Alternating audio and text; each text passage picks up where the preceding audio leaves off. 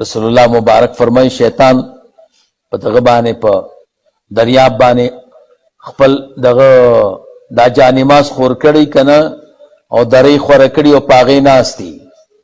او چې ماښام راشي کنه ماښام شي نو ټول شیطانان راغون کی سمو کړی دي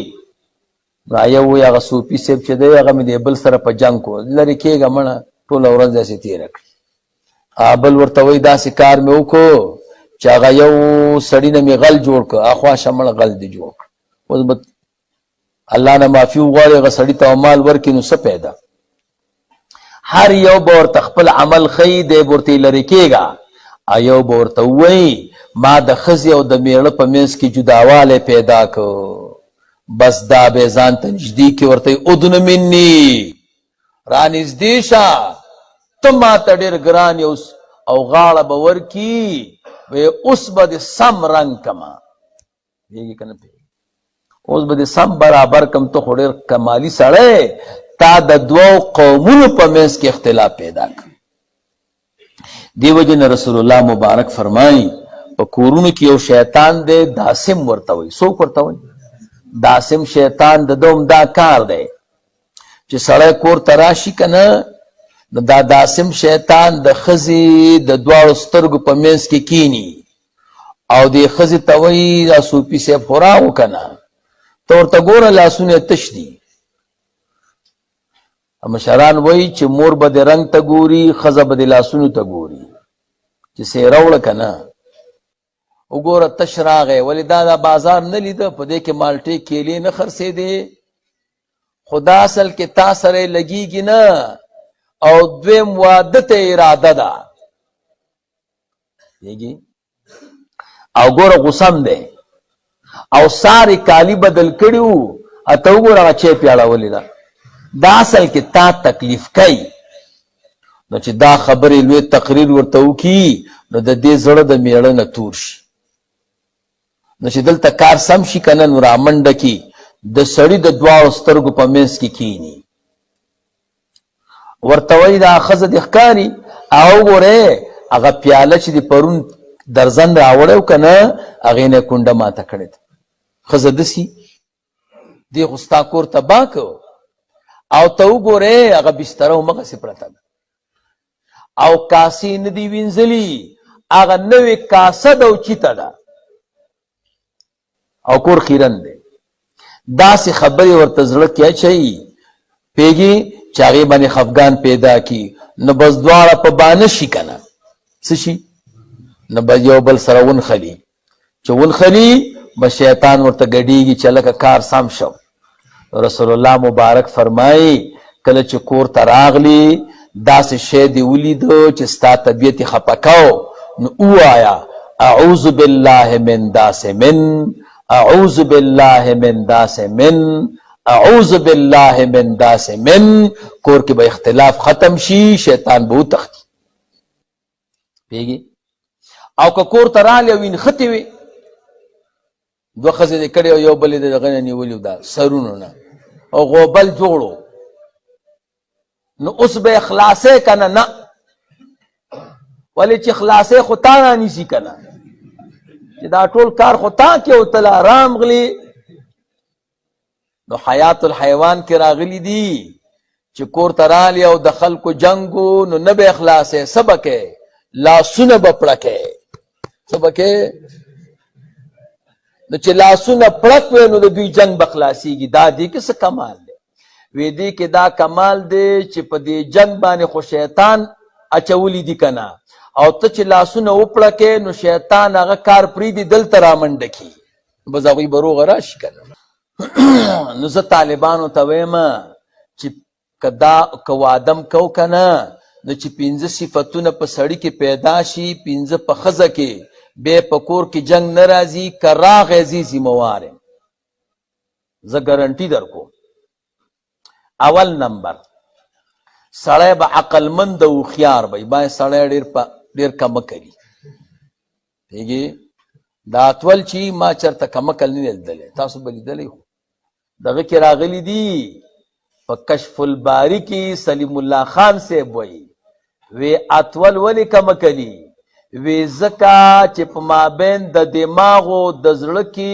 دغه چې کوم رګ د عقل دی وی دا فاصله ډیره لري نو پوره فهم نشي حاصلولی وګدي کنه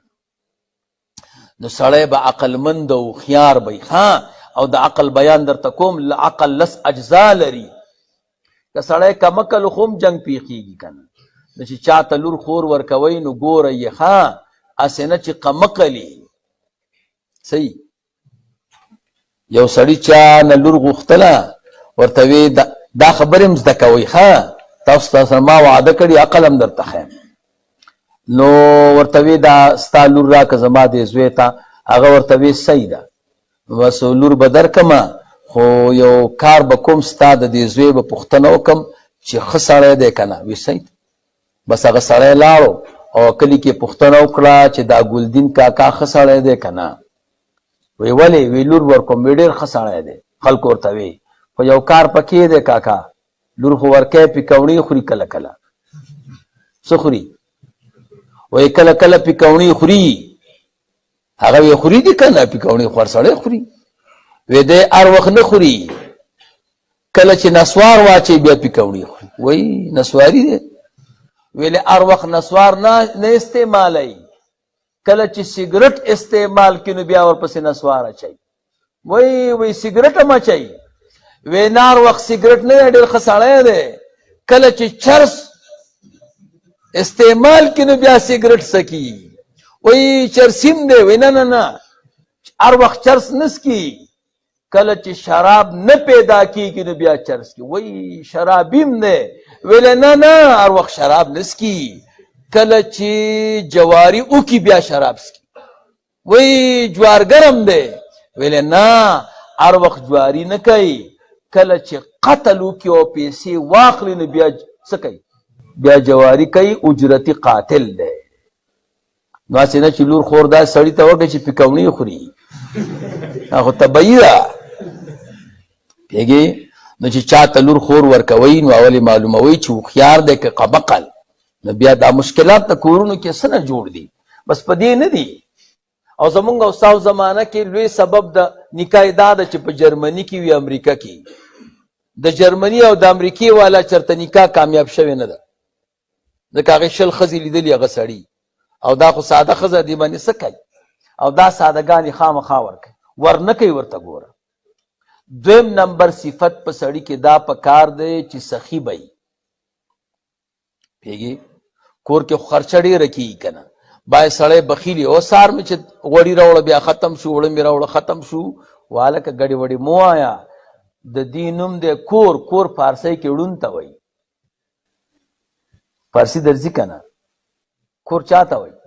ړون ته که دا ټوله دنیا راوړې و هېڅ نشته نو کور کې خرچه کېږي که نه نو سړی به سخي ښه څو خبرې شوې دریم سړی به پاک دامني پردی ښځو هلکانو پسې به نه ګرځي داسې سړی د ښځو نه خوښ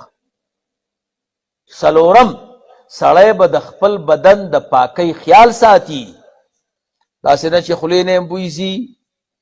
غوږونو نه هم ځي تخرګونو نه هم ځي او د دنیا خاورې په دې سینه کې پرتي او غاښونه زیړي او ګډوډي دې باندې څوک څه کوي دا خو دې سره خو د ښځې وخت نه تېرېږي عبدالله ابن عباس صاحب وایي زه خپلې بیبي ته ځان داسې ښایسته کومه لکه ښځه چې سړي ته ځان ښایسته کوي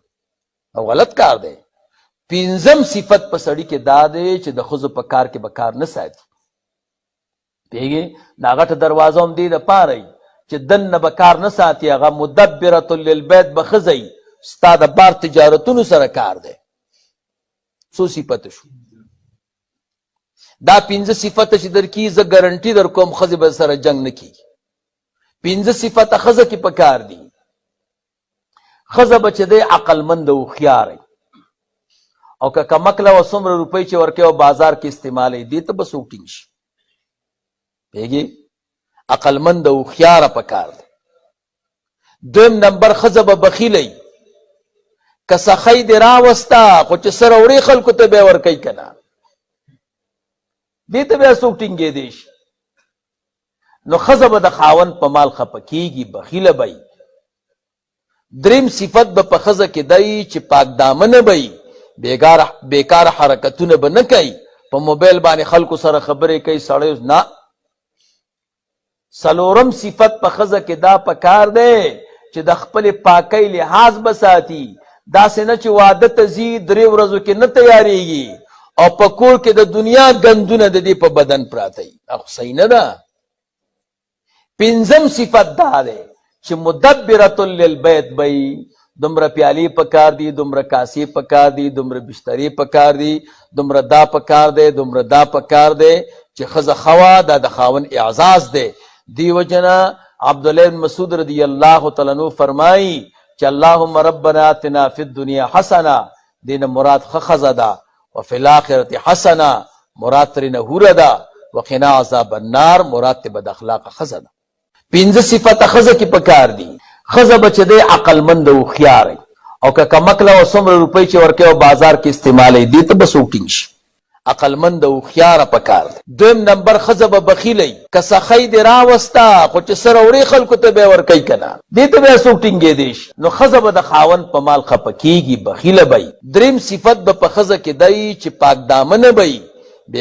بیکار حرکتونه به نه کوي، په موبایل باندې خلکو سره خبرې کوي سړی نه. څلورم صفت په ښځه کې دا پکار دی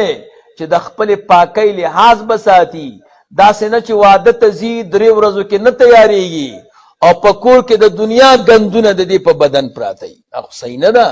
پنځم صفت دا دی چې مدبرة للبیت به وي، دومره پیالې پکار دي، دومره کاسې پکار دي، دومره بسترې پکار دي، دومره دا پکار دی، دومره دا پکار دی چې ښځه خوا دا د خاوند اعزاز دی. دی وجنه عبدالله بن مسعود رضی الله تعالی عنہ فرمایي چې اللهم ربنا آتنا فی الدنیا حسنه، دین مراد ښځه ده، وفي الاخرة حسنه مراد ترې نهوره ده، وقنا عذاب النار مراد ته بد اخلاقه ښځه ده. چل مزده کو راځه یو قیمتي نکته به درته بله ووایم، دا خو د زندګۍ خبرې دي کنه. تاسو وایئ چې زمونږ کور کې د جنگ پیدا نشي. ګوره ښځو کې رطوبات ډیر دي، د ښځو خبرې ډېرې خوښي. ښه صحیح، هغه سړی د ښځو خوښي چې خبرې ډېرې کوي، چې خبرې کور کې نه کوي بیا بدي شي. نو ښځې چې دي چې خبرې وکړي ګزاره کېږي، خو چې ډېرې واوري ګزاره کېږي. ګوره دې وجې نه ښځې 3 کاره خامخا کوي. یو جنگ خامخا کوي، ځکه جنگ کې ډېرې خبرې کېږي او پورا البدایه و نهایه پکې بیانېږي، پورا تاریخ وای، مورخ اوږدې خبرې کوي. نو جنگ ځکه کوي چې هلته خبرې کمې کړي که نه، او جنگ کې خو ډېرې خبرې کېږي. او دا طالب جان خو غریب ناپوه دی، نه پیږي دا په ښځه باندې مور او پلار خفه کي. والکه دا د دې پروګرام دی، دا چې ستا د مور سره جنگ کوي که دا جنگ دې بند که تا سره به کوي، جنگ به خامخا کوي. نو ځان له ولې لانجه ګوري؟ دا خو د دې پروګرام دی. 4 جنگونو باندې به نه خفه کېږي. څو جنگونو باندې؟ 4. د چرګانو جنگ دا عارضي دی، ماشومانو جنگ دا عارضي دی، پیږي؟ د ښځو جنگ دا عارضي دی، پیږي؟ د ورونو جنگ دا عارضي دی. دی جنگونو ته به کار نه دی چې یو ډله باندې ودرېږي او بل پې ځان نه خفه کړي، دا ټول ګپ شپ دی. نو جنگ خامخا ځکه کوي چې خبرې پکې ډېرې کېږي. دوی مړي ته خامخا ځي. کار څوک مړي؟ که کلیوالې مړي، که خپلواني کار سوی به دا ورځي. ولې؟ په دې مړي کې ډېرې ښځې راجمع وي، نو دوی پکې خبرې کوي. نو د یو ښځې میړه مړو او ورته جړلې چې زه دې همداسې پرېښودم، نو بلې ښځې ورته وي چې زما لیور به دې وکړي، وایي په غم کې مې مه خندوه. دا څه کوې؟ پوهېږې؟ نو مړي ته خامخا ځي، کې خو ډېرې خبرې کېږي. 3 نمبر واده ته خامخا ځي، پوهېږې؟ ځکه واده کې هم خبرې ډېرې کېږي. نو تاسو به دې جاخې نه څنګه ځان بچ کوئ؟ یو MP3 به واخلئ، څه شی؟ او دا به کور کې ولګوئ. د علماو ښه تقریرونه دي، خاص کر د ادریس شیخ صاحب هغه به راوالی، تقریرونه ورته ولګوئ. ښځو کې یو کار دی ګوره، چې خبرې واورېدې ګزاره کیږي. دویم کار پکې دا دی چې ښځې په عمل کې د سړو نه بیا تکړه دي. ګوره چې دوی د دین مسلې واورېدې بیا نه کوي ورانه. دا مشکل خدا دی چې موږ لم دین نه راځي او ښځو ته هم نه وایو. او اوس خو الحمدلله ښه زمانه ده، د کور کې چې دی MP3 ولګوئ او یو میموري کارت د مسلو نه ډک کوي. دا مو چې بیبیانې اوري بیا نه کوي جنګ او خبرې هم نه کوي، وي چپ شئ، کار به په پټه خوله کوو، مسلې به واورو. ښځې چې څومره روژې کوي، څومره الله یادوي، څومره تلاوتونه کوي، دومره سړي بیا چرته کوي. بس MP3 ښه علاج دی. ها پوهېږي چې وادم کو یا لورم چاته ورکوله بجې د دې چې ډبل بیټ یو شیونه ورته هلی یو ورته MP3 م والئ، مسلې چې اوري بیا دینداره کېږي. ها